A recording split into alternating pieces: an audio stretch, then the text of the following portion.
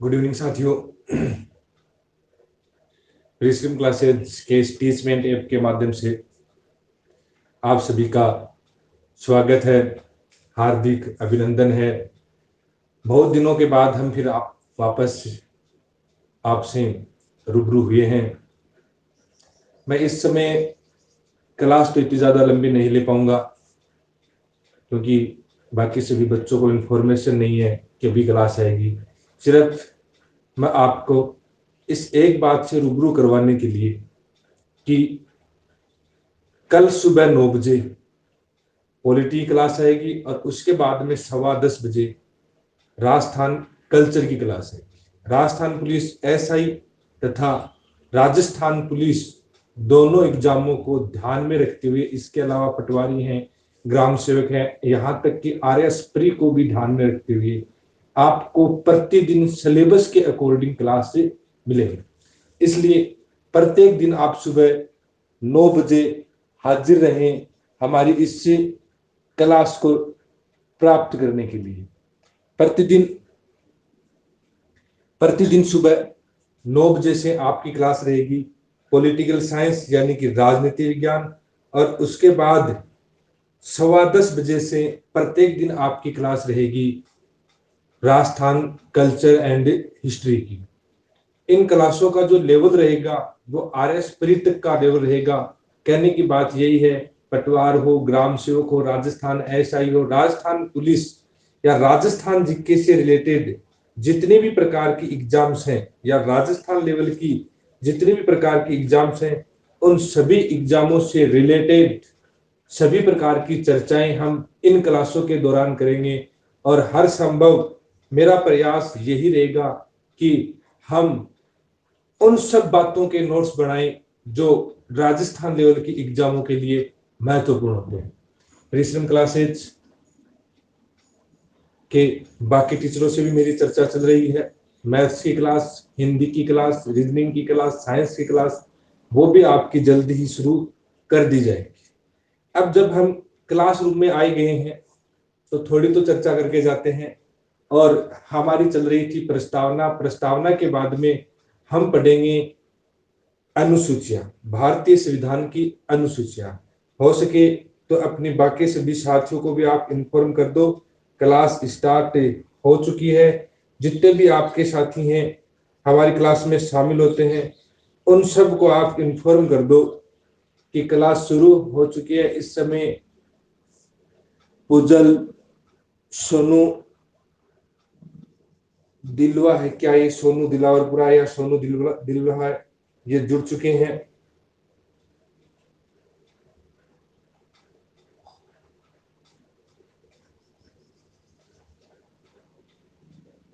आपके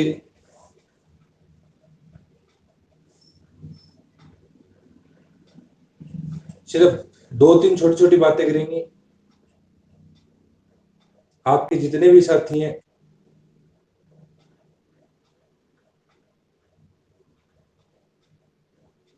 आप उनको जल्दी से इन्फॉर्म कर दें।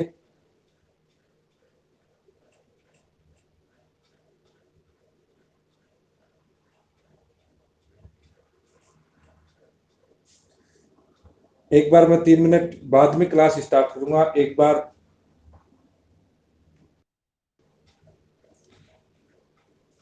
गुड इवनिंग साथियों। टीचमेंट ऐप के माध्यम से रिसेंट क्लासेज के प्लेटफॉर्म पर आप सभी का हार्दिक स्वागत है, अभिनंदन है। अभी कोरोना महामारी से 70% अपने राजस्थान राज्य को मुक्ति मिल चुकी है। फिर भी मेरी आपसे यही राय रहेगी कि आप इस कोरोना से खुद को और अपनों को बचाने का हर संभव प्रयास करें। अभी ये नहीं मानना है कि कोरोना जा चुका है। ये एक बहुत बड़ी महामारी है जिसका दंश विश्व के कई देशों ने झेला है। और इस बार तो हम भी इसकी चपेट में आ गए। इसलिए हमें नॉर्मली नहीं लेना है कि कोरोना जा चुका है, अभी कोरोना की दस्तक बाकी है। इस बार हमने खुद ने महसूस किया है कि वास्तव में सदियों में जो हम इतिहास में पढ़ते आ रहे हैं, कालीबंगा सभ्यता के बारे में पढ़ते हैं, सिंधु घाटी सभ्यता के बारे में पढ़ते हैं कि उनका सर्वनाश कैसे हुआ था, उनकी समाप्ति कैसे हुई थी, तो उनमें कई इतिहासकार ये बताते हैं कि किसी संक्रामक रोग का मतलब एक दूसरे में फैलने वाले रोग, किसी संक्रामक रोग के कारण ये सभ्यता समाप्त हो गई थी। उस समय किसी प्रकार का वैज्ञानिक सिस्टम, डॉक्टरेट नहीं था, तो वो संक्रामक रोगों को रोक नहीं पाते थे। जैसे हमने या विश्व के कई देशों ने लॉकडाउन के माध्यम से तथा अपनी मेडिकल सुविधाओं के माध्यम से, मेडिकल उपकरणों के माध्यम से इस संक्रामक को रोकना तथा वैक्सीनेशन के माध्यम से इस संक्रामक को दूर करने के कई प्रयास किए गए। तो हमें इस बात का ध्यान रखना है। एक नोटिस है आपके लिए, अब से प्रत्येक दिन 9 बजे पॉलिटिकल साइंस की क्लास होगी तथा 10:15 बजे प्रत्येक दिन राजस्थान की कल्चर की क्लास। तो आप राजस्थान लेवल की एग्जामों की तैयारी के लिए राजस्थान की राजनीति तथा राजस्थान की कल्चर तथा हिस्ट्री को संपूर्ण रूप से पढ़ने के लिए, अच्छे नोट्स बनाने के लिए प्रत्येक दिन ये लाइव क्लास आप जरूर लें तथा इसके बाद प्रत्येक दिन शेड्यूल के तहत इन क्लासों के आधार पर तथा बीटी एग्जामों के आधार पर आपकी टेस्ट पेपर भी प्रत्येक दिन ऑनलाइन लिए जाएंगे, जिसका रिकॉर्ड आपके सामने रहेगा। हालांकि पिछले कुछ दिनों से हमारी क्लास एब्सेंट थी, कारण कई थे, मैं आपको बता नहीं पाऊंगा, लेकिन जो मुझे आज इवनिंग को मौका मिला तो मैं आपके सामने रूबरू हो गया। अब राजस्थान के कल्चर की क्लास तो हम कर लेंगे 10:15 बजे। पॉलिटिकल साइंस की हम कुछ बातें कर लेते हैं। आपके सब्जेक्ट की पॉलिटिकल साइंस, राजनीति विज्ञान आपको अगर हार्ड सब्जेक्ट लगता है तो आप कैसे पढ़ें? राजनीति विज्ञान से आप जुड़े, राजनीति विज्ञान या पॉलिटिकल साइंस से आप जब तक पूर्ण रूप से रूबरू नहीं होंगे, उसको रटने का प्रयास करेंगे, तब तक आप समझ नहीं पाओगे या उन टॉपिकों को याद नहीं कर पाओगे और ज्यादातर आपसे गलत होने की संभावना होगी। जैसे 2-3 शब्द आते हैं अपने, एक शब्द आता है मनोनीत, एक शब्द आता है नियुक्त और एक शब्द आता है निर्वाचित। 3 शब्द हैं मनोनीत, नियुक्त, निर्वाचित। निर्वाचित का तो सीधा सा अर्थ है कि कुछ लोगों के द्वारा वोटिंग के माध्यम से किसी व्यक्ति को चुना जाना ही क्या होता है? निर्वाचित होता है। जैसे हमारे सभी प्रकार के सांसद, सभी प्रकार के एमएलए, यहाँ तक सरपंच, उप सरपंच, प्रधान, उप प्रधान, जिला प्रमुख या शहरी निकाय के जितने भी प्रतिनिधि हैं, उन सभी का निर्वाचन किया जाता है। Saurabh Kumar, very good evening. उन सभी का निर्वाचन किया जाता है। दूसरी बात मैं आपके सामने रखूं, मनोनीत। हमारी राज्यसभा तथा लोकसभा में आपको पता है, लोकसभा में 2 व्यक्तियों का मनोनयन राष्ट्रपति करता है तथा राज्यसभा में 12 व्यक्तियों का मनोनयन राष्ट्रपति करता है। यानी कि वे व्यक्ति जो अपने क्षेत्र में प्रसिद्धि के कारण किसी पद पर उनकी नियुक्ति या किसी पद पर या उस पद के योग्य समझते हुए वो पद उनको दे दिया जाए तो उन्हें कहा जाता है मनोनयन। यानी कि इसके पीछे न तो किसी प्रकार का जन समर्थन होता है, न किसी प्रकार के व्यक्तियों का समर्थन होता है, मतलब अपने क्षेत्र विशेष में योग्यता रखने के कारण उनको मनोनीत किया जाता है किसी भी सीट के ऊपर, या वो सीट उनको प्रदान कर दी जाती है, उन्हें कहा जाता है मनोनयन। जैसे कला, संस्कृति, साहित्य के आधार पर राज्यसभा में 12 सदस्यों का मनोनयन किया जाता है। ये 12 सदस्यों का मनोनयन करने की जो प्रक्रिया थी, ये हमने आयरलैंड से ली थी। अब इसके पीछे कारण क्या है, वो अगर हमें कारण समझ में आ जाता है तो राज्यसभा के 12 सदस्यों मनोनयन हमें हमेशा के लिए याद हो जाएंगे। कारण ये होता है कि हमारी संसद है, हमारे लिए कानून बनाती है। अब संसद में हमेशा लोग चुन के जाते हैं, कोई 10वीं पढ़ा है, कोई 8वीं पढ़ा है, क्योंकि एजुकेशन की योग्यता तो हमारे लोकतंत्र में है ही नहीं कि लोकसभा सदस्य चुने जाने के लिए 12वीं पास होना चाहिए, राज्यसभा सदस्य चुने जाने के लिए बीए होना चाहिए, ऐसी तो कोई योग्यता है नहीं। हमारे लोकतंत्र में पढ़े तथा अनपढ़ सब एक समान है, सबको चुनाव लड़ने का अधिकार। तो वो जो लोग हमारी संसद में बैठ के हमारे लिए कानून बनाते, उन कानूनों के द्वारा हमारी संस्कृति, साहित्य, विज्ञान के साथ खिलवाड़ न हो, खिलवाड़ ही नहीं, उनको आगे बढ़ाने के अगर वो कोई कानून न बना पाए, तो ऐसे कानून बनाने के लिए तथा इस प्रकार के होने वाले खिलवाड़ को रोकने के लिए ये 12 सदस्य उनको सलाह प्रदान करने का कार्य करते हैं, यानी कि अपनी बात को रखते हैं। इसीलिए इस टाइप के या इस प्रकार के क्षेत्रों में योग्यता रखने वाले 12 सदस्यों का मनोनयन कहां पे किया जाता है? राज्यसभा। समझ गए होगी मेरी बात को आप कि कला, साहित्य, विज्ञान के क्षेत्र में प्रतिभावान लोगों को राज्यसभा में इसीलिए मनोनयन किया जाता है कि वो अपनी योग्यता से इस देश को लाभान्वित करें, और जो भी कानून बनने जा रहे हैं उनमें अगर हमारी संस्कृति के साथ खिलवाड़ हो रहा है तो वो क्वेश्चन रखें कि अगर आप ऐसा कानून बनाओगे तो हमारी संस्कृति को, सभ्यता को इस प्रकार के नुकसान हो सकते हैं। तो इसलिए उन 12 सदस्यों का मनोनयन किया जाता है। बात रही अब 2 लोकसभा सदस्यों के मनोनयन की। लोकसभा के सदस्यों का मनोनयन क्यों किया जाता है? आंग्ल भारतीय।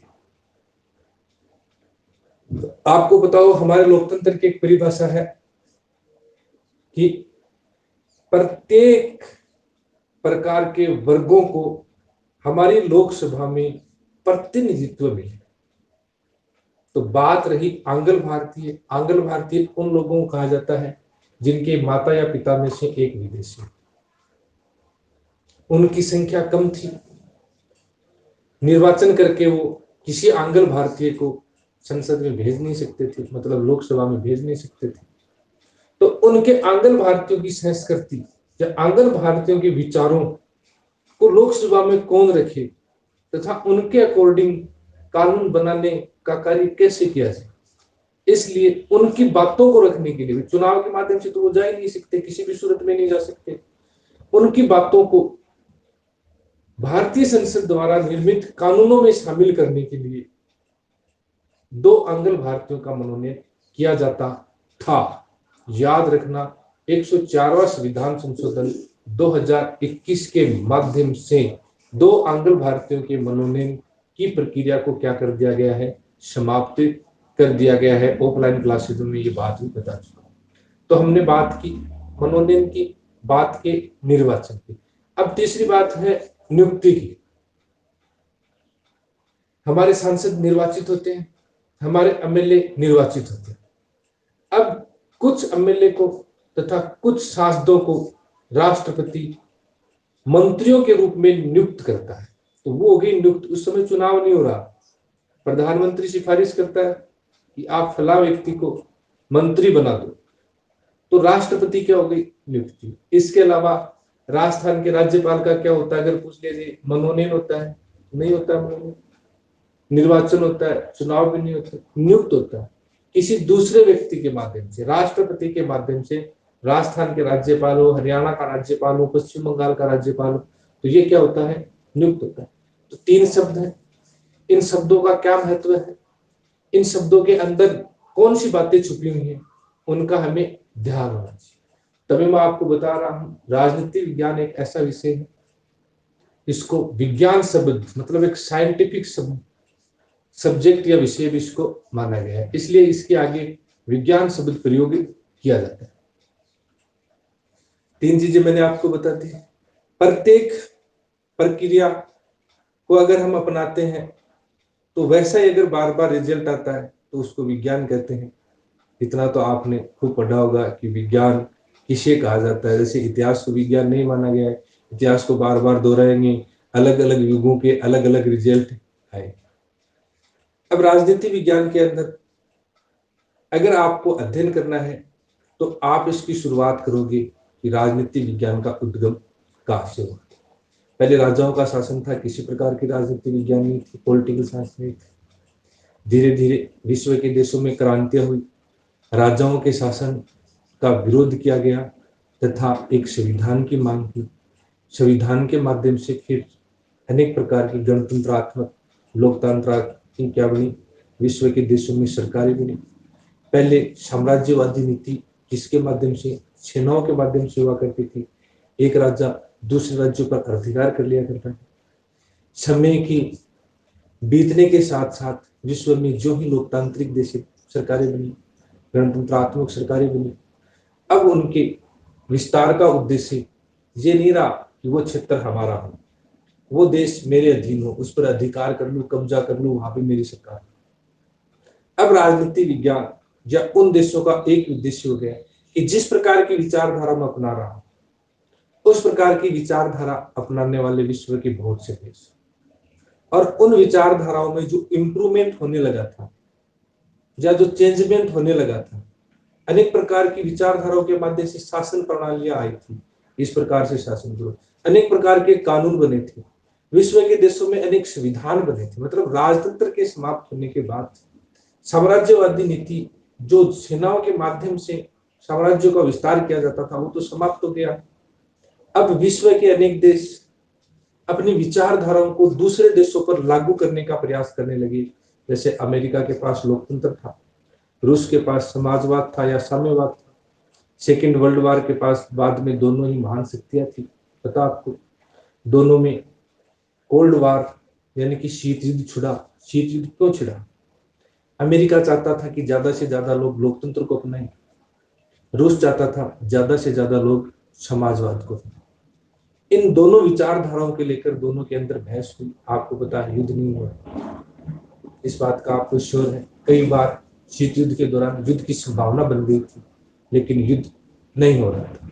युद्ध नहीं हो रहा था, इसके पीछे मूल कारण ये था कि उस समय यूएनओ था। आपको पता है 1918 में राष्ट्र संघ बना था। अमेरिका उसके फाउंडर देशों में था, लेकिन अमेरिका ने जब उसका सहयोग नहीं किया तो राष्ट्र संघ क्या हो गया था? समाप्त हो गया था। 24 अक्टूबर 1945 को सेकेंड वर्ल्ड वॉर के बाद संयुक्त राष्ट्र संघ बना था। 5 देश जिसमें ब्रिटेन और वापिस से अमेरिका फाउंडर देशों में। अब शीत युद्ध में अमेरिका महत्वपूर्ण भाग ले रहा था, लेकिन विश्व युद्ध की संभावना को पनपने नहीं दे रहा था, क्योंकि इस बार भी अगर एक फाउंडर देश होते हुए संयुक्त राष्ट्र संगठन यानी कि जिसका निर्माण विश्व की शांति के लिए किया गया था, अगर उसका उल्लंघन करेगा तो फिर इस विश्व को युद्धों से बचाएगा, यानी कि युद्धों से, वार से कौन बचे? इसलिए समय समय पर अनेक कंडीशन बन रही थी। अब देखो, विचारधारा के अकॉर्डिंग अमेरिका ने क्या किया? विश्व के अनेक देशों को अपने पक्ष में कर लिया, वहां पर लोकतांत्रिक सरकारें स्थापित कर ली। किस प्रकार की? जैसे अफ्रीकन देश थे, एशियाई देश थे, और भी अनेक महाद्वीपों के देश थे जो अंग्रेजों की गुलामी से आजाद हुए थे। उनको अपने विकास के लिए आर्थिक सहयोग की जरूरत थी, उनकी आर्थिक मदद करते हुए, समझ रहे मेरी बात को, उनके आर्थिक धन बल की मदद करते हुए उन देशों में लोकतांत्रिक सरकारें स्थापित की और समाजवाद की सरकारें विश्व के कुछ ही देशों में रह गई। इसका विपरीत प्रभाव रूस के ऊपर पड़ा। 1990 से पहले रूस में बहुत से देश शामिल हुआ करते थे, जिसको नाम लिया गया था यूएसएसआर।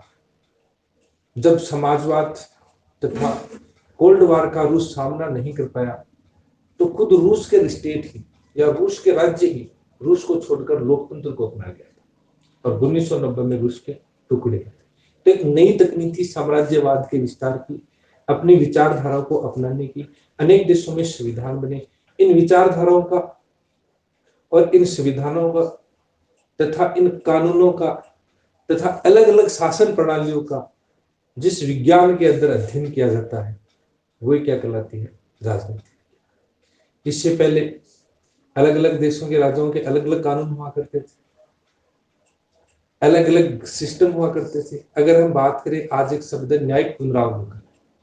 न्यायिक पुनरावलोकन का अर्थ होता है संसद ने जो भी कानून बनाया है उस कानून के ऊपर सुप्रीम कोर्ट समीक्षा कर सकता है, उसकी जांच कर सकता है कि कहीं ये कानून संविधान से ऊपर तो नहीं बना है। ये शब्द न्यायिक पुनरावलोकन हमने अमेरिका से लिया। अब चाहे वो न्यायिक पुनरावलोकन अमेरिका में हो चाहे भारत में लागू हो, एज ए साइंस वैज्ञानिक तथ्य के रूप में क्या करेगा कार्य। जैसे रिजल्ट भारत में आएंगे वैसे रिजल्ट क्या आएंगे अमेरिका। दूसरी बात करें, एक नेचुरल प्राकृतिक न्याय शब्द सुना होगा आपने कि कोई भी देश इस प्रकार का कानून नहीं बनाएगा जिसके अंदर प्राकृतिक न्याय, मतलब प्रकृति ने जो हमें न्याय दिया है उसका क्या हो हनन। जैसे जीवन का अधिकार, किसी भी परिस्थिति में किसी भी व्यक्ति के जीवन को समाप्त नहीं किया जाएगा।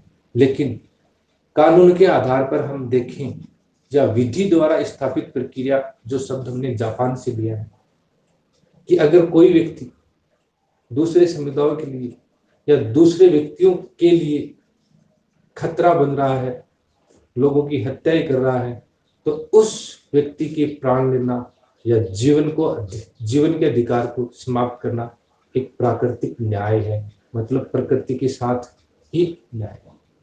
तो कोई भी विश्व का देश है जहां पर लोकतंत्र है, संविधान बने हैं, उन्होंने अपने संविधानों का निर्माण प्राकृतिक न्याय के आधार पर किया। जैसे मैंने शुरुआत में प्राकृतिक न्याय का नाम लेते हुए ये नाम लिया था कि प्राकृतिक न्याय के आधार पर किसी भी व्यक्ति के जीवन को समाप्त नहीं किया जाता। तो आपने सोचा होगा कि भाई बहुत से लोगों को फांसी की सजा दे दी जाती है, मृत्युदंड दे दिया जाता है, तो फिर प्राकृतिक न्याय का।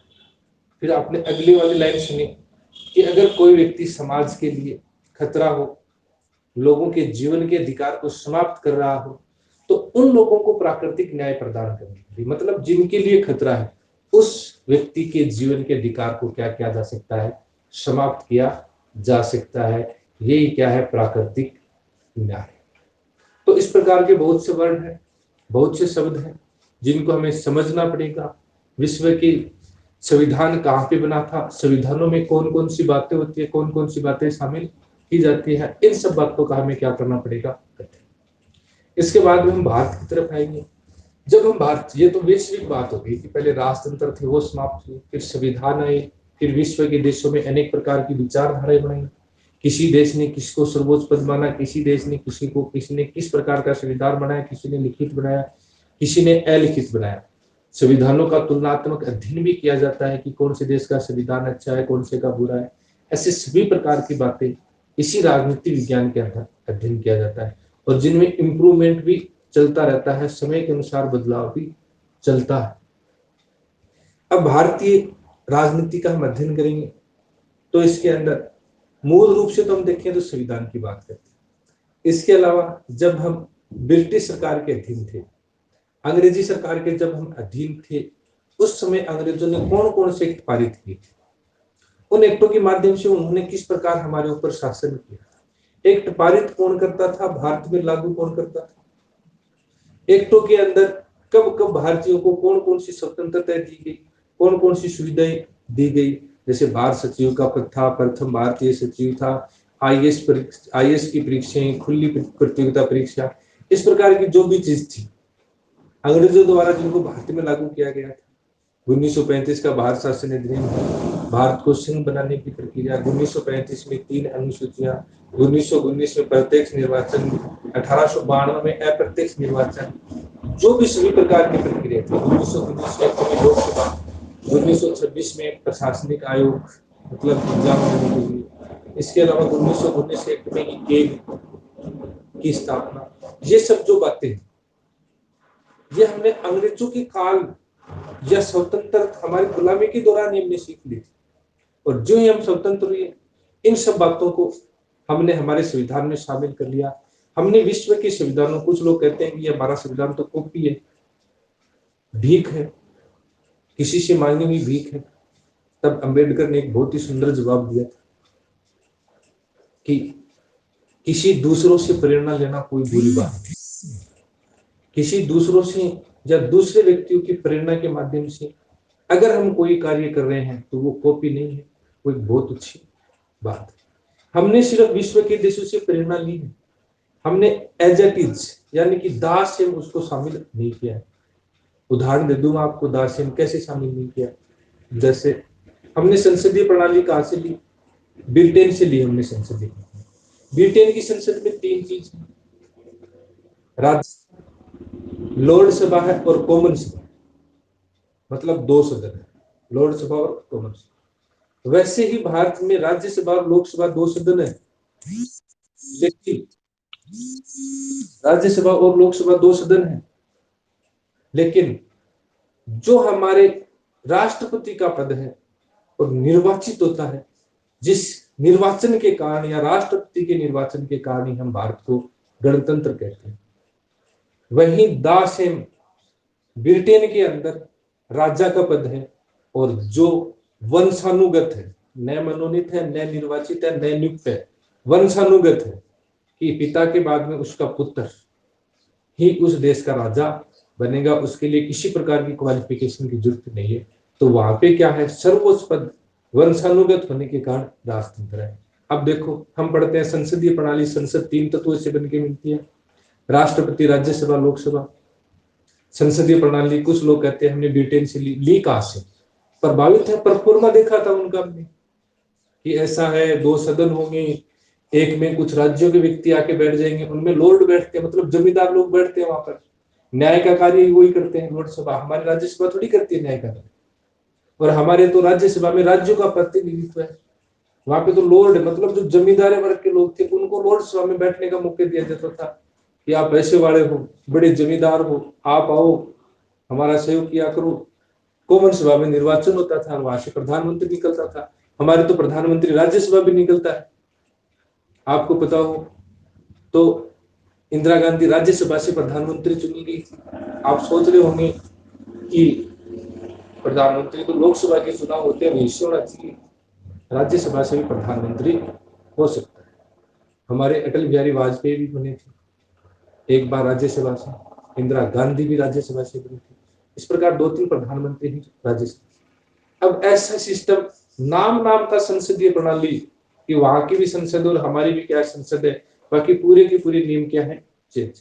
तो हमने यही कहा था कि हमने परफॉर्मा चुना है, प्रेरणा ली है, प्रेरणा लेना कोई बुरी बात नहीं है, प्रेरणा लेकर ही हमने अपना संविधान बनाया।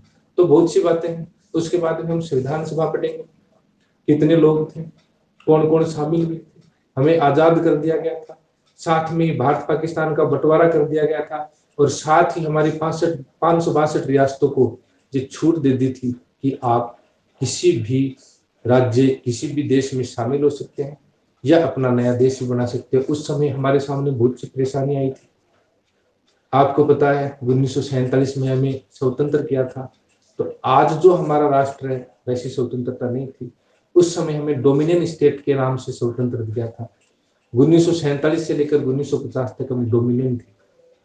डोमिनियन का मतलब आंशिक रूप से ब्रिटेन का हमारे ऊपर अधिकार रहेगा, आंशिक रूप से। जैसे आजकल हमारे राष्ट्रपति के साथ नाम पर नामात्र की क्या है, या नामात्र के पावर है, उसी प्रकार अब आप सोचते हो कि हम तो 47 में आजाद हो गए थे, ब्रिटेन की सत्ता से हम स्वतंत्र हो गए थे, तो फिर डोमिनियन कैसी? 1950 तक हम डोमिनियन थे। 1947 का जो एक्ट था भारत स्वतंत्रता अधिनियम, उसमें एक शर्त थी कि भारत को डोमिनियन स्टेट के दर्जा दिया जाएगा और इसके नाम से ही स्वतंत्रता प्रदान की जाएगी। और उसमें एक लाइन ये भी लिखी थी कि जो संविधान सभा संविधान का निर्माण कर रही है, अगर उसको संविधान निर्माण के दौरान 1947 के एक्ट से किसी प्रकार की कोई प्रॉब्लम हो तो वो उसको समाप्त कर सकती है, उस लाइन को या उस नियम को हटा सकती है। प्रॉब्लम यही आई कि हम डोमिनियन क्यों, हम तो स्वतंत्र है। तो 26 जनवरी 1950 को हमने डोमिनियन शब्द हटा दिया। तो हम पहले थे गुलाम और उसके बाद में क्या रहे, डोमिनियन। कितने साल डोमिनियन थे? मात्र 3 वर्ष हम ब्रिटेन वालों के डोमिनियन। उसके बाद में संविधान सभा के आंकड़े देखने कि प्रति 10 लाख पर एक व्यक्ति चुन के आया था। 562 रियासतें थी, उनमें व्यक्ति निर्वाचित नहीं थे। उनमें उन रियासतों के 4-4, 5-5 रियासत मिला के 10 लाख की जनसंख्या की चारों पांचों राजाओं ने एक अपने प्रतिनिधि को कहां पे भेज दिया, संविधान सभा में। जो 11 प्रांत थे उनसे 292 निर्वाचित सदस्य थे, और उस समय 4 चीफ कमिश्नर प्रदेश थे, उनमें से 4 निर्वाचित सदस्य हैं। और इस प्रकार हमारी संविधान सभा में कुल सदस्य संख्या कितनी बनी थी? 389। उसमें 15 महिलाएं थी। बहुत सी समस्याएं थी। पहली संविधान सभा में BR अम्बेडकर ने भाग नहीं लिया, चुनाव लड़ा था, चुनाव जीत गए, हार गए थे बॉम्बे से। उसके बाद में मुस्लिम लीग के सपोर्ट से चुनाव लड़ा था पश्चिम बंगाल से, पश्चिम बंगाल से चुनाव जीत गए थे। लेकिन प्रॉब्लम क्या आई, जिस क्षेत्र से चुनाव जीते थे वो पश्चिम बंगाल से, वो क्षेत्र 1945 के भारत पाक विभाजन में कहाँ पे चला गया था? पाकिस्तान में चला गया। अम्बेडकर भारत में रहे। अब उनका निर्वाचन क्षेत्र ही भारत में नहीं है, तो संविधान सभा के सदस्य कैसे माने जाएंगे? लेकिन फिर कहते हैं बॉम्बे से फिर चुनाव लड़ा और वहां से चुनाव जीत करके संविधान सभा में शामिल हुए। और विपरीत परिस्थितियों के बाद में भी एक बार तो ऐसा संकट छाया था कि संविधान सभा के सदस्य नहीं बन पा रहे थे, और समय ने ऐसा बदलाव लिया कि भारतीय संविधान के पिता भी कौन कहलाए? भीमराव अम्बेडकर कहलाए। बहुत सी महान विभूतियां थी। भारतीय संविधान निर्माण की एक सबसे अहम चीज ये थी, जिस दिन संविधान सभा की बैठक में भाग लिया, सबसे बड़ा यही शब्द या यही बात सबके सामने रखी गई कि हम किसी प्रकार की वोटिंग नहीं करवाएंगे। हम विदेशों के संविधान से जो भी चीज भारतीय संविधान में शामिल करेंगे, उन बातों में किसी भी प्रकार की वोटिंग नहीं करेंगे। अगर वोटिंग करवाएंगे हम, तो हमारे संविधान सभा के सदस्यों में बीच के अंदर फूट पड़ जाएगी, उन लोगों में विमनस्यता आ जाएगी, भेदभाव की प्रक्रिया। किसी भी विषय को लेकर अगर सभी में सर्वसम्मति नहीं बन पा रही है, तो उस समय कोई ये नहीं कहेगा कि वोटिंग करवा लो, ज्यादा वोट होंगे तो शामिल कर लो, बता दो, ऐसा नहीं कहेगा। हम उस पर वाद विवाद करेंगे, बहुत प्रकार की चर्चाएं करेंगे, और अंत में सर्वसम्मति से कि इन बातों को हटा दो, इनको शामिल कर लो, इस प्रकार इस रूप प्रदान करते हुए या ये रूप प्रदान करते हुए, इस विषय की इन बातों को हटाते हुए इसको संविधान में शामिल कर लो, तब संविधान में शामिल कर लेंगे। तो ध्यान रखना, हमारा संविधान सर्वसम्मति से बना था, किसी भी विषय पर वोटिंग नहीं बना। और मैं आपको बता चुका हूं, एक विषय ऐसा भी था जिसके ऊपर वाद विवाद ही नहीं हुआ, किसी प्रकार की बहस ही नहीं हुई, लाया और शामिल कर लिया। पता आपको पूछा भी जा चुका, वैश्विक मताधिकार मतलब वोट देने का अधिकार।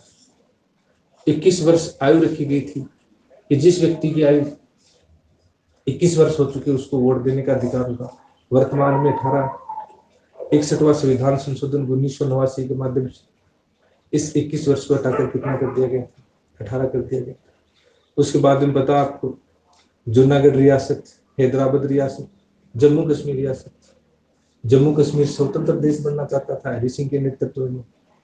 जूनागढ़ और हैदराबाद पाकिस्तान में शामिल होना चाहते थे। इन रियासतों को भी सरदार वल्लभ भाई पटेल ने भारत के अंदर शामिल किया था। लौह पुरुष कहलाते हैं। भारतीय एकता के प्रतीक भी यही है। राष्ट्रीय एकता दिवस 31 अक्टूबर को इन्हीं के जन्मदिन के रूप में मनाया जाता है। आप सबको पता है, सुना भी होगा कि अगर सरदार पटेल नहीं होते तो भारत के अंदर बहुत से देश हो जाते। राजस्थान देश अलग होता, हरियाणा देश अलग होता, यूपी देश अलग होता। मतलब ये जो राष्ट्रीय बॉर्डर लग रहे हैं, राज्य बॉर्डर, इनके स्थान पर अंतरराष्ट्रीय बॉर्डर होते।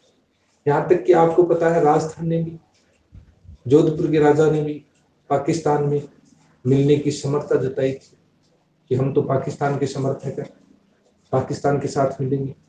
ऐसी बहुत सी घटनाएं घटी थी। वो एक संक्रमण काल था, बहुत से लोग मारे भी गए थे। जम्मू कश्मीर को भी शामिल भी किया था भारत के अंदर, छूट दे दी थी, उनका एक संविधान भी बनाया गया। और आज तक हम सुनते हैं कि जम्मू कश्मीर की जो विधानसभा है, उसके कहने पर ही या उससे प्रारंभिक सलाह के बाद ही, विचार विमर्श के बाद ही भारतीय संसद जम्मू के लिए कोई कानून बना सकती है। लेकिन 3 बातें, संचार, रक्षा और विदेश से संबंधित सलाह लेना जरूरी नहीं था। अभी आप ने देखा होगा कि जम्मू कश्मीर की 370 को हटा दिया। आपको अफसोस हुआ, क्यों हटाया 70 को? 370 के अंदर 3 क्लॉज थे, 1, 2 और 3। तीसरे क्लोज में लिखा हुआ था कि अगर 370 के 1 या 2 या 370 को हटाना है तो राष्ट्रपति आदेश के द्वारा हटा सकता है। ये तो नॉर्मल सी बात है, राष्ट्रपति अपना आदेश कभी भी निकलवा देते हैं। लेकिन एक शब्द और जुड़ा हुआ था, उस आदेश को निकालने से पहले जम्मू कश्मीर राज्य की संविधान सभा, विधानसभा नहीं, जिन लोगों ने संविधान बनाया था उस संविधान सभा से अनुमति लेनी होगी। अब संविधान सभा तो 51 में बनी थी, 56 में समाप्त हो गई संविधान बना, अब कहां से लाए? तो कुछ लोगों ने कहा, जो जम्मू के समर्थक थे कि राज्य बना रहे 370 हटे नहीं, उन्होंने तो ये कहा कि जब संविधान सभा ही नहीं है तो ये तो ऐसा कैसा पड़ा रहने दो, नहीं हट सकता। कुछ लोग जो भारत के समर्थक थे 370 को हटाना चाहते थे, उन्होंने कहा बहुत ही सरल हो गया ये तो, जब संविधान सभा ही नहीं है तो पूछने की जरूरत किसे है, राष्ट्रपति को कह दो कि वो हटा दे, संविधान सभा ही नहीं है। कुछ लोग जो आदर्शवादी थे अपने मुंह से ऐसी किसी प्रकार की बात नहीं कहना चाहते थे जो किसी को बुरी लगे, चाहे तो भारतीयों को बुरी लगे। न्याय करने वाले होते हैं समाज में, ये क्या करें, मारो झूठ को नहीं बोले। उन लोगों ने कहा ये जो जम्मू कश्मीर की विधानसभा है उसको कुछ समय के लिए संविधान सभा का रूप दे दो, उससे पूछ लो, अगर वो कहती है कि नहीं हटानी तो रहने दो, अगर वो कहती है कि हटा दो बता दो। लेकिन कौन सी बात को माना गया कि जम्मू कश्मीर में किसी प्रकार की संविधान सभा नहीं, और जब संविधान सभा नहीं है तो किसी से भी सहमति लेने की हमें आवश्यकता नहीं है और हम इस 370 को हटा दें। बहुत सी लंबी बातें हैं, एक दिन आराम से बात करेंगे 370 से रिलेटेड, बहुत ही महत्वपूर्ण टॉपिक है। तो ये सब जो बातें हैं ये संविधान निर्माण की बातें, जम्मू कश्मीर अलग कैसे हुआ, हैदराबाद, ये सब बातें करेंगे। मतलब प्रत्येक टॉपिक को आपको ध्यान में रखते हुए उससे रिलेटेड बात को कौन सा किससे क्या संबंध था, कोई इतिहास नहीं है। ये हमारे अतीत की जो बातें हैं वो आज भी भारतीय संविधान की कहीं ना कहीं लागू होती है। अगर किसी प्रकार का संशोधन 1951 में हुआ है तो आज भी संविधान सभा में होने वाले संशोधनों का आधार बनता था, होने वाले संशोधनों का आधार बनता। आपको पता है 1973 के अंदर स्वामी केशवानंद बनाम केरल राज्य एक केस आया था जिसके अंदर रिपोर्ट देने के लिए सुप्रीम कोर्ट की सबसे बड़ी समिति बनी थी या पीठ बनी थी जिसमें 13 सदस्य थे, 7-6 के वोटिंग से फैसला दिया। अब एक चीज आप हमेशा ध्यान रखना, उस समिति ने जिसमें 13 सदस्य थे, आज तक के सर्वाधिक सदस्यों वाली पीठ थी वो संविधान विधान, अपने सुप्रीम कोर्ट की सर्वाधिक सदस्यों वाली पीठ थी। अगर उस पीठ के द्वारा दिया गया कोई भी निर्णय अगर बदलना है तो उस पीठ में उससे ज्यादा सदस्य होने चाहिए। 1973 में 13 सदस्य थे, उसके बाद में अनेक पीठ बनी जिन्होंने निर्णय दिए और उस केशवानंद के विरुद्ध भी निर्णय दिए थे, उस निर्णय के विरुद्ध, लेकिन लागू नहीं हो पाए। अब आप कह दोगे सर पुनरावलोकन किया, उन्होंने निर्णय को चेंज करने का प्रयास किया, संविधान की समीक्षा करके उन्होंने चेंज किया, तो लागू क्यों नहीं? तो इस बात का ध्यान रखना, अगर किसी पीठ द्वारा दिए गए निर्णय में चेंजमेंट करना है तो जो चेंजमेंट करने जा रही है उस पीठ में उस पुराने वाली पीठ से ज्यादा सदस्य होने चाहिए। तो 13 थे, उससे ज्यादा वाले सदस्य ही उसको चेंज कर सकते हैं। 1973 के बाद में ऐसी हमारी सुप्रीम कोर्ट की कोई भी पीठ नहीं बनी जिसमें ज्यादा सदस्य थे। तो ये भी एक बहुत बड़ी इंपॉर्टेंट बात है। क्या मैसेज कर रहे हो भाई? सोनू दिलावरपुरिया सबसे बड़ी पीठ थी, क्लास बंद कैसे हुई? स्वरूप बंद नहीं हुई है, मैसेज देख रहा था। हाँ यही तो मैं बता रहा हूँ, मतलब अपनी पॉलिटिकल साइंस को हमें बड़े आराम से पढ़ना है, स्लो मोशन मूड में पढ़ना है।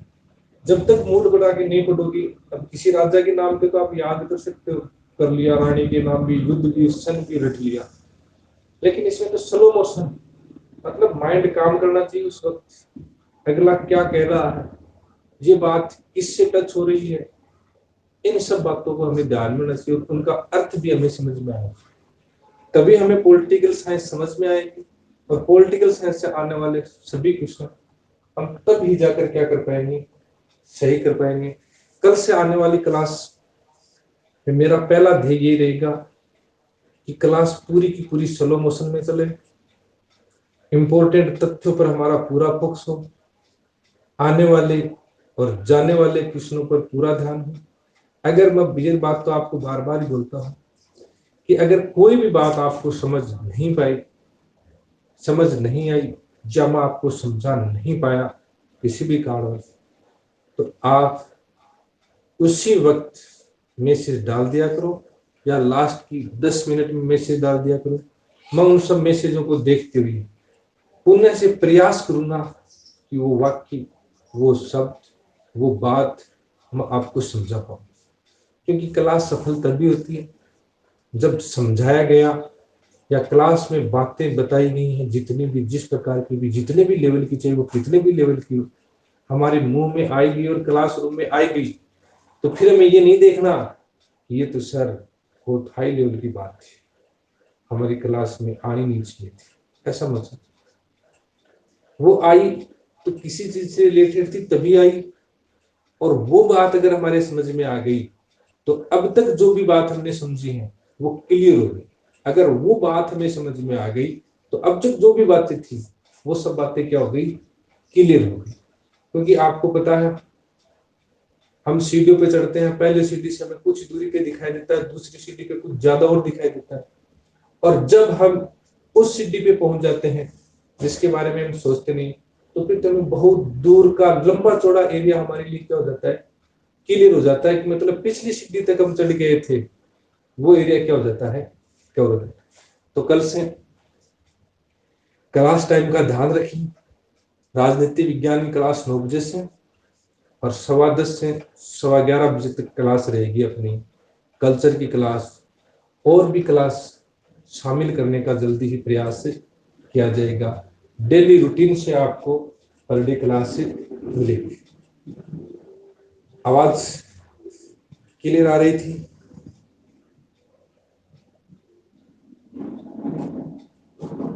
और कैसे हो आप लोग? कोरोना वोरोना तो नहीं हो गया ना किसी को पीछे से?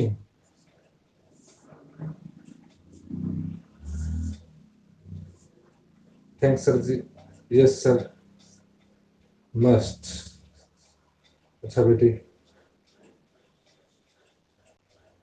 आज से मेरा पढ़ाने का सिर्फ ये उद्देश्य रहेगा कि जो भी टॉपिक, चाहे वो कल्चर का हो, टाइम लगे चाहे कितना भी टाइम लगे, क्योंकि ज्यादातर बच्चों की हमेशा से एक ही शिकायत थी, सर स्पीड बहुत आती है, स्पीड बहुत आती है।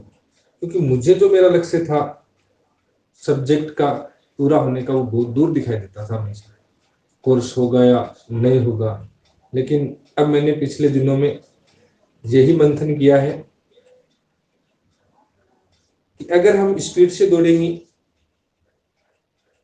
और उस रास्ते में आने वाली गतिविधियों का ढंग से हम अध्ययन ही नहीं कर पाएंगे, तो फिर उस लक्ष्य में पहुंचने से क्या फायदा। अगर हम स्लो मोशन में चलेंगे, पूरा उस रास्ते का पूरा एंजॉय लेते हुए चलेंगे, तो जिस डेस्टिनेशन पर या जिस लक्ष्य पर हम पहुंचेंगे, शायद वहां के पहुंचने की जो अनुभव है, उनमें जो मजा होगा उससे ज्यादा शायद उस लक्ष्य में मजा है। लोग कहते हैं ना, अपनी इस यात्रा का भरपूर मजा लीजिए, और आप भी कॉलेज लाइफ या स्कूल लाइफ से निकल के आए हो, कोचिंग लाइफ में प्रवेश किया है, और उसके बाद में आपको एक गवर्नमेंट जॉब लाइफ में घुसना है। तो जो स्कूल लाइफ या कॉलेज लाइफ से निकलने के बाद में जो कोचिंग लाइफ है, पहले नहीं हुआ करती, आज 4-5 सालों से बड़ी है लाइफ। पहले हुआ करती थी स्कूल लाइफ, कॉलेज लाइफ, फिर कोचिंग लाइफ नहीं हुआ करती थी। कुछ दिनों की हो गई तो हो गई, वो बात अलग। आज तो कोचिंग लाइफ, कॉलेज लाइफ का स्थान किसने ले लिया है, कोचिंग लाइफ ने ले लिया। तो इस कोचिंग लाइफ का आप पूरा एंजॉय, ये नहीं कि आप रास्ता भटक जाओ, अरे यार सर पढ़ाते हैं, इनका तो मंथली इतना होता है, कोचिंग है, ये है, चलो गवर्नमेंट जॉब को टाटा बाय बाय और कल से पढ़ाने का। अच्छी बात है, ऐसा सोचना बुरी बात नहीं है, बहुत अच्छी बात है। लेकिन उस दौरान जिस रास्ते पर बैठ के आप सोच रहे हो कि मेरा लक्ष्य आ गया, मैं यहीं पर रुकूं और यहीं पर अपना जीवन यापन करूं, मतलब कोचिंग में पढ़ाने में, तो उस समय आप चारों तरफ नजर घुमा के देखना कि क्या यहाँ पर जीवन यापन करने वाले सभी लोग संतुष्ट हैं। तो आपको ध्यान में आएगा कोरोना, कि जब कोरोना आया था तब इन कोचिंग लाइफ वालों के से मेरे ऊपर ही लो आप एग्जाम्पल, दाढ़ी भी मतलब बहुत लंबी लंबी हो रही थी, काम नहीं था, खेत में काम करना, घूमना, ये वो, मतलब गवर्नमेंट जॉब वालों 2 साल में इन प्राइवेट जॉब वालों से बहुत आगे निकल गए। गवर्नमेंट जॉब वाले जो भी लोग हैं इन प्राइवेट जॉब वालों से इन 2 सालों में बहुत आगे निकल गए। हालांकि जहां तक लाइफ में प्रायोरिटी देनी चाहिए प्राइवेट जॉब को ही देनी चाहिए, लेकिन ये नहीं कि मेरा इच्छा है मैं प्राइवेट जॉब करूं, ऐसी बात नहीं। फिर अगर कोई व्यक्ति अपने जीवन का पूरा एंजॉय लेना चाहता है, हर मिनट हर पल का एंजॉय लेना चाहता है, उसको तो आना चाहिए प्राइवेट जॉब। और जो अपने जीवन के कुछ ही पलों के मजे लेना चाहता है उनको गवर्नमेंट जॉब। क्योंकि गवर्नमेंट जॉब में जाने के बाद मैं मास्टर जहां तक देखता हूँ व्यक्ति के कार्यों में, कार्यकलापों में शिथिलता रहती है, वो क्रिएटिव पर्सन रहता ही नहीं है कि वो कुछ नया करे। उसकी सभी प्रकार की जो भी मानसिकताएं हैं उन सब में शिथिलता रहती है, क्रिएटिव रूप वो अपनी लाइफ को देना ही नहीं चाहता। मैं बहुत से लोगों को देख चुका हूँ, मेरे सामने बहुत बड़े बड़े उदाहरण हैं। मैंने 2-3 लोगों को तो इस टाइप में देखा था कि 3rd ग्रेड में नंबर आते ही वो लोग आरएस की बुक खरीद के लिए कि हम आरएस बने। उनसे पहले उनके सपने हुआ करते थे कि मैं जब जॉब लग जाऊंगा तो उस गवर्नमेंट स्कूल की सूरत ही दूसरी होगी। शायद आप में से भी कोई अगर बीएड कर रखी है, टीचर की तैयारी कर रहा है और क्रिएटिव पर्सन है, ऐसे नहीं कि नाम मात्र से टीचर की तैयारी कर रहा है कि लग जाएगी तो बहुत अच्छा, एक मतलब पॉजिटिव होके टीचर की तैयारी कर रहा है, तो उसके माइंड के अंदर 100% ये चर्चा तो हमेशा चलती है कि मैं उस गवर्नमेंट स्कूल की सूरत बदल दूंगा, एक बार मेरे को लगने दो, फिर मैं 3rd ग्रेड के माध्यम से आरएस में जाऊँ।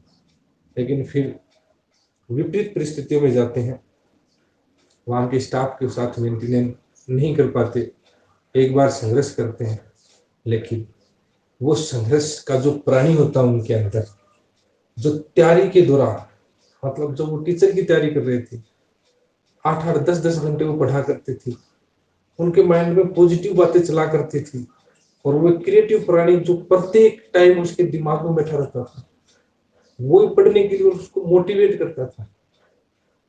उस प्राणी की मृत्यु संघर्ष के दौरान हो जाती है और ना ही वो आरएस आईएएस बन पाते हैं। हालांकि आप इस बात से ये मत देख लेना कि 3rd ग्रेड, बहुत से लोग एक सपने के साथ 3rd grade 2nd grade 1st grade को ज्वाइन करते हैं। बहुत ही कम लोग हैं जो नेक्स्ट कक्षाओं को सॉरी नेक्स्ट एग्जामों को क्लियर करते हैं। अब आप कहते हो कि सर बहुत बनते हैं, क्या कहोगे कि आप सर बहुत बनते हैं 3rd ग्रेड से 1st ग्रेड के अंदर कोई 800 वैकेंसी है 1st ग्रेड में, तो उनके अंदर 30 या 40 तो सर 3rd ग्रेड वाले आ जाते हैं, बाकी कहाँ से आते हैं बेटा? फ्रेशर। अब बताओ आप, वो फ्रेशर और एक लगे हुए टीचर, शोर से मानने फ्रेशर तो क्या पता इंटेलिजेंट होगा नहीं होगा, वो लगे हुए टीचर तो इंटेलिजेंट थे, पहले से थे, उनके साथ वाले कुछ निकल गए 1st ग्रेड में, वो क्यों नहीं निकले? 30,000 जो 3rd ग्रेड में पिछली साल ही भर्ती हुए थे वो 1st ग्रेड में क्यों नहीं निकले? सीधी सी बात है, चलता आगे किताब ही नहीं खोलते, बैठे रहते हैं। हालांकि हमें ऐसी बातें करने से कोई फायदा नहीं है। हालांकि अपने अंदर जो क्रिएटिव प्राणी है, एक संघर्षशील प्राणी है आपके दिमाग में, जो आपको एक जॉब की तरफ बढ़ाता है और उस जॉब के प्रति समर्पित होने की भावना आपके अंदर पैदा कर रखी है कि मैं टीचर बनूंगा तो ऐसा करूंगा। उस भावना को आप बनाए रखना। बाद में चाहे वो भावना भाड़ में जाए, चाहे कोई भाड़ में जाए, गवर्नमेंट का जॉब बंदोबस्त मिल जाए। तो इतने दिन इस क्रिएटिव प्राणी को आपको जागृत है। राजस्थान पुलिस ऐसा ही है, इसकी भी तैयारी बहुत से बच्चे कर रहे हैं। उनको मेरी यही राय है कि पहले आप अपने टॉपिक को क्लियर करें। कुछ बच्चे इस लॉकडाउन में क्या करना शुरू कर दिया, इतिहास शुरू कर दिया, तो बस पूरा इतिहास पढ़ रहे हैं। जयपुर का भी साथ ही पढ़ रहे हैं, दिन में 10-10, 15-15 लाइव क्लास दे रहे हैं, उनके क्वेश्चनों के आंसर दे रहे हैं। ये गलत हो जाएगा, आपके लिए नुकसानदायक हो जाएगा। फिर क्या होता है, कुछ कोचिंग वाले क्या करते हैं, 1-2 लाइव क्लास डाल देते हैं पॉजिटिविटी वाली, फिर बच्चा भूलता है उनके ये वे, मुझे तो मिला ही नहीं। एक इतिहास है, सिंधु घाटी सभ्यता 5 लोगों की पढ़ ली, नोट्स नहीं बनाए, क्योंकि पढ़ते समय उसको छठा जो टॉपिक था वो मिला ही नहीं सिंधु घाटी सभ्यता का। किसी का मिला तो उसका समझ भी नहीं आया आगे पीछे। तो इस प्रकार के चैनलों से जो आपको भ्रमित कर ले, उनसे आपको दूर रहना है, बच के रहना है। जो चैनल आपको रेगुलर क्लास दे रहा है, एक निश्चित समय के साथ क्लास दे रहा है, आप उसी की क्लास को जाइए। जो ऑफलाइन क्लास आप देखते हो, उसके बाद में आपको कुछ नहीं मिलता है, मैटर बिछड़ जाते हैं, आप पिछड़ जाते हो। सबसे बड़ा पिछड़ने का कारण